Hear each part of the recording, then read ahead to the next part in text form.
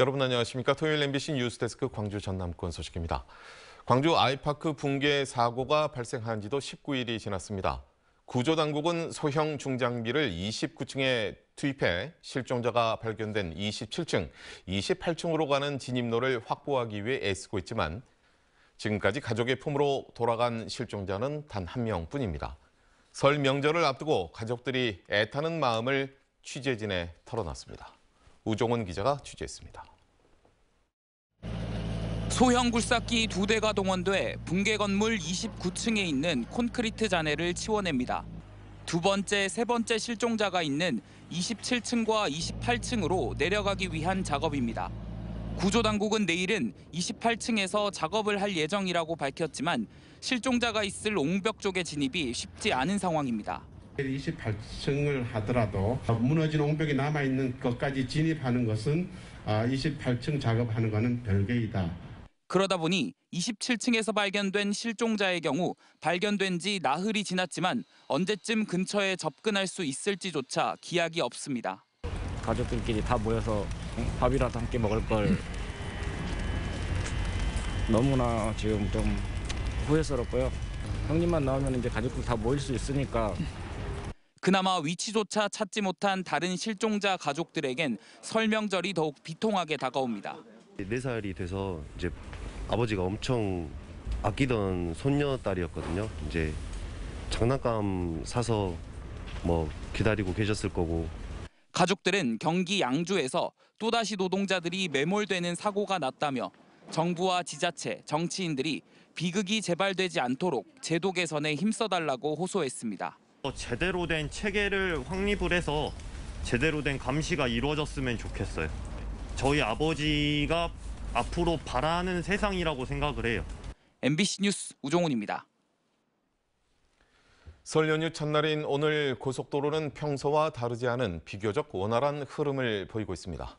한국도로공사는 오후 8시 승용차를 기준으로 서울에서 광주까지 3시간 20분, 서서울에서 목포까지 3시간 40분이 걸리는 등 평소 주말과 다름없는 통행 흐름을 보이고 있다고 밝혔습니다.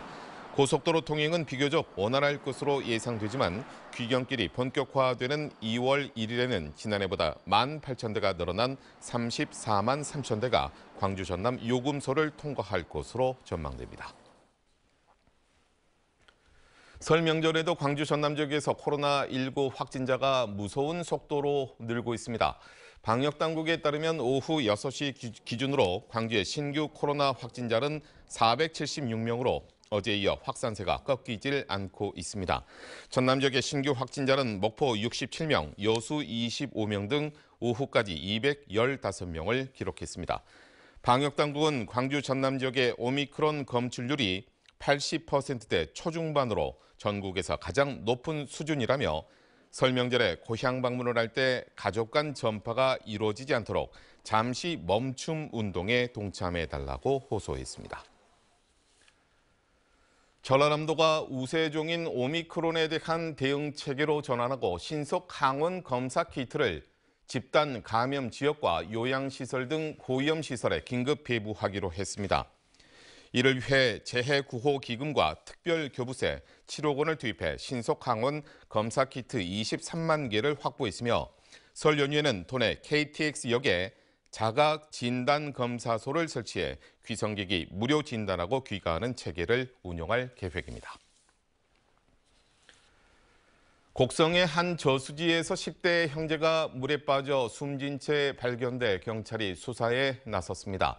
오늘 오후 3시쯤 곡성의 한 저수지에서 18살 남성 A군이 물에 빠져 숨진 채 발견됐고 2시간 뒤 동생인 16살 B군의 시신도 같은 저수지에서 발견됐습니다.